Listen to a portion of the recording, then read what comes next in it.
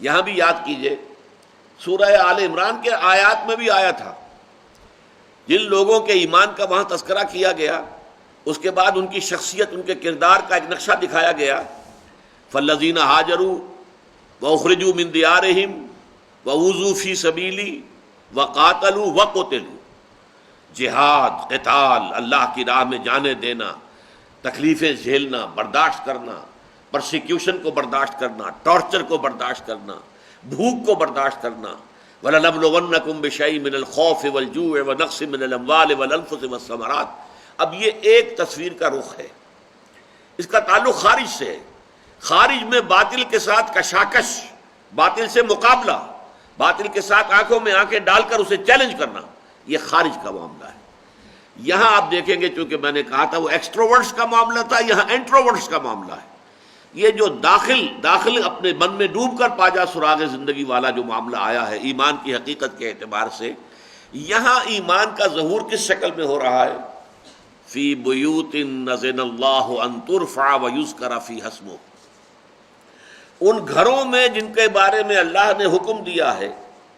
کہ انہیں بلند کیا جائے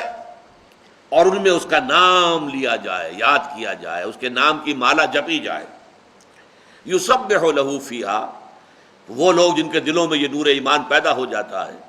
وہ ان گھروں میں اللہ کی تسبیح میں مصروف رہتے ہیں، بالغدو والآصال، صبح کے وقت بھی اور شام کے اوقات میں بھی۔ رجال، وہ جواں مرد، لا تلہیہم تجارت ولا بیع عن ذکر اللہ، جنہیں غافل نہیں کر سکتی نہ کوئی تجارت، کوئی کاروبار، کوئی دھندا، نہ کوئی خرید و فروخت، کوئی سودا، عن ذکر اللہ، اللہ کی یاد سے، واقام الصلاۃ، اور نماز کے قائم کرنے سے، وایتاء الزکاۃ، اور زکوٰۃ کے ادا کرنے سے۔ اور اس سب کے باوجود یخافون یوما تتقلب فیہ القلوب والابصار، وہ ڈرتے رہتے ہیں اس دن کے تصور سے، لرزاں و ترساں رہتے ہیں جس دن کے نگاہیں اور دل الٹ جائیں گے، یعنی قیامت کا دن۔ لیجزیہم اللہ احسن ما عملوا، جس کا نتیجہ کیا نکلے گا؟ یہ لام عاقبت ہے کہ اللہ تعالیٰ بہترین اجر اور جزا عطا فرمائے گا انہیں ان کے اعمال کی۔ وَيَزِيدَهُم مِّن فَضْلِهِ، ان کے اعمال کا بھرپور صلہ تو دے گا، وہ تو حساب کتاب سے ہوگا۔ پھر وَيَزِيدَهُم مِّن فَضْلِهِ، وہ اپنے فضل سے اور اس میں اضافہ کرے گا۔ وَاللَّهُ يَرْزُقُ مَن يَشَاءُ بِغَيْرِ حساب، اللہ تعالیٰ دیتا ہے جس کو چاہتا ہے بغیر حساب کے۔ دیکھیے اب یہ دو رخ آ گئے ہیں بندہ مومن کی شخصیت اور کردار کے، دو رخ۔ ایک کردار ہے خارجی، ایک کردار ہے داخلی، اندر اللہ کی محبت، اللہ کے ذکر سے اطمینان کا ہونا، اللہ کی محبت میں اور اللہ کے ذکر میں کسی شے کو آڑے نہ آنے دینا، کاروبار دنیاوی ہو، کوئی اور سودا ہو، لین دین ہو، کہیں بھی اللہ کے ذکر سے جو ہے وہ شے انسان کو باز نہ رکھ سکے۔ اور پھر بھی خوف، لرزاں و ترساں، ان کی زندگی کا یہ سارا نقشہ جو ہے دیا جا رہا، یہ ایک پکچر ہے۔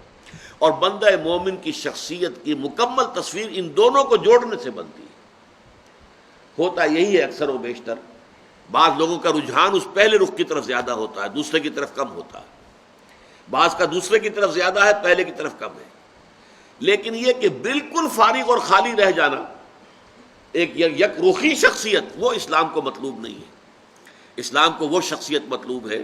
جو ایک طرف فالذین ہاجروا واخرجوا من دیارہم وأوذوا فی سبیلی وقاتلوا وقتلوا لأکفرن عنہم سیئاتہم۔ اب دیکھیے وہاں نہ نماز کا ذکر ہے، نہ ذکر کا ذکر ہے، اللہ کی یاد کا ذکر ہے، کچھ ذکر نہیں۔ لیکن دوسرا رخ کیا ہے؟ فی بیوت اذن اللہ ان ترفع ویذکر فیہا اسمہ، ان گھروں میں، مراد ہے مساجد۔ یہ مساجد کے بارے میں ایک قول نقل کیا حضرت عبداللہ ابن عباس کا، امام راضی نے، کہ یہ مساجد جو ہے یہ اللہ تعالیٰ کے نور کے مراکز ہیں، اور جس طرح تم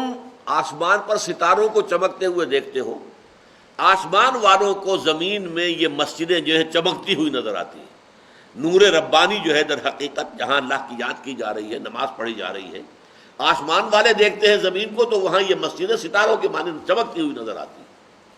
فی بیوت اذن اللہ ان ترفع، انہیں بلند کیا جائے۔ مسجدوں کے بارے میں یہ ضرور ہے کہ ان کی ایک حیثیت نمایاں ہونی چاہیے، بہت زیادہ تکلف تو نہیں ہے جو بھی ہمارے ہاں آج کل ہو رہا ہے، تصنع اور تکلف اور آرائشیں، یہ نہیں، سادہ، لیکن یہ کہ وہ محسوس ہونا چاہیے جو بھی آبادی ہے اس میں ایک نمایاں مقام معلوم ہو، نمایاں حیثیت نظر آئے۔ کبھی کبھی ٹرین پر سفر کرتے ہوئے یہ نقشہ نظر آتا ہے، کسی گاؤں کے پاس سے گاڑی گزر رہی ہے، کچے گھروں دے ہیں لیکن ساتھ درمیان میں ایک مسجد جو ہے وہ نمایاں نظر آ رہی ہے، وہ دوسرے گھروں سے بلند ہے، چاہے وہ کوئی زیادہ خود نہیں، کوئی بڑی عالیشان نہیں ہے، لیکن اپنی آبادی کے اعتبار سے اس کا جو ایک نمایاں حیثیت جو ہے وہ نظر آ رہی ہے۔ فی بیوت اذن اللہ ان ترفع ویذکر فیہا اسمہ، اور پھر اس میں ذکر کیا جائے، اللہ تعالیٰ کے نام کی مالا جپی جائے، بالغدو والآصال۔ غدو جو ہے یہ مصدر ہے اس لیے اس کی جمع نہیں آتی، آصال اصیل کی جمع ہے، شاموں، اصیل کہتے ہیں شام کو، شاموں میں مراد یہ ہے کہ شام کے اوقات میں آپ کو معلوم ہے نمازیں متعدد ہیں، اور صبح کا نصف جو ہے دن، نصف النہار پر اگر آپ تقسیم کریں گے دن کو تو نصف النہار سے پہلے ایک نماز ہے، صرف فجر کی نماز، باقی وقت جو ہے اللہ تعالیٰ نے خالی چھوڑ دیا ہے میرے اور آپ کے لیے، جو بھی دنیاوی دھندے ہیں، جو بھی کاروبار معاش ہے اس کے اندر لگیے۔ لیکن اقم الصلاۃ لدلوک الشمس الی غسق اللیل وقرآن الفجر، جیسے ہی سورج ذرا ڈھلکا، اب ظہر آ گئی، اب عصر آ گئی، اب مغرب آ گئی، اب عشاء آ گئی، وہ تابڑ توڑ، اور آپ کو معلوم ہے سردیوں میں تو ایسا معلوم ہوتا ہے کہ تو چل میں آیا، ایک نماز سے فارغ ہوئے نہیں کہ دوسری نماز کا وقت تیار ہے، تو یہ کیفیت ہو جاتی ہے۔ لہذا بالغدو والآصال رجال لا تلہیہم تجارت ولا بیع عن ذکر اللہ، اب رجال کا لفظ آیا، وہ جوان مرد، ہمت کی ضرورت ہے، اللہ کے ساتھ ایسے لو لگا لینا کہ کوئی شے جو ہے مانے نہ ہو سکے ذکر الہی میں اور نماز میں اور زکوٰۃ کی ادائیگی میں، اس کے لیے بڑی ہمت درکار ہے۔ وہ جوان ہمت لوگ، وہ جوان مرد لوگ جنہیں غافل نہیں کر سکتی نہ کوئی تجارت اور نہ ہی کوئی سودا لین دین عن ذکر اللہ، اللہ کی یاد سے، و اقام الصلاۃ اور نماز کی ادائیگی سے، و ایتاء الزکاۃ اور زکوٰۃ کی ادائیگی سے، اور اس سب کے باوجود ان کے دلوں کا حال کیا ہے، ان کا تواضع جو ہے اللہ کے سامنے، عاجزی، ان کا جس طریقے سے کیفیت اللہ کے سامنے ہے، یخافون یوما تتقلب فیہ القلوب والابصار، رقیق القلب ہے، ڈرتے رہتے ہیں اس دن کے تصور سے جس دن کے نگاہیں اور دل الٹ جائیں گے۔ لیجزیہم اللہ احسن ما عملوا، تاکہ اللہ ان کو جزا دے بہترین ان کے اعمال کا، ویزیدہم من فضلہ، اور اس جزا پر اضافہ کرے اپنے فضل سے۔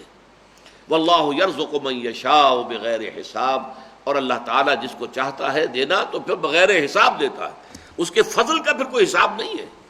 جہاں تک اجر کا تعلق ہے وہ حساب سے ہے، لیکن فضل بے حساب، جتنا چاہے اللہ دے، کوئی اس کے ہاتھ کو روکنے والا نہیں ہے۔ بارک اللہ لی ولکم فی القرآن العظیم ونفعنی وإیاکم بالآیات والذکر الحکیم۔